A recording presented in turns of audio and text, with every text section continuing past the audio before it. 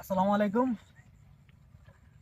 এখান থেকে আমি হয়তো বা 8-9 দিন এরকম হতে পারে যে একটা ভিডিও ছাড়ছিলাম আপনার এই লাল শাকের বিষয়ে, যে 5 টাকা কেজি বিক্রি হচ্ছে আমাদের এখানে। আপনার যে কোনো বিজনেস টেকনিকটা আসলে অনেক প্রয়োজন, সিজনটা বোঝার লাগে। স্বাভাবিক ওই সময় 5 টাকা ছিল, কারণ আছে, কারণ আমাদের একই সঙ্গে এমন অবস্থা হয়েছে যে আশেপাশে সবাই হচ্ছে আপনার এই লাল শাকটা অ্যাভেলেবেল করছিল, বাজারে অ্যাভেলেবেল ছিল, ওই পরিমাণে বাজারের চাহিদা ছিল না।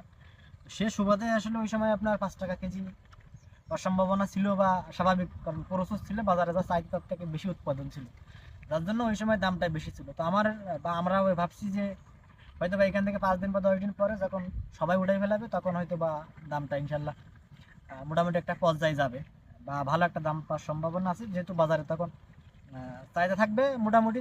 কারণ লাল শাক তো সবাই চাহিদা থাকেই সবসময়, প্রোডাকশন যদি কম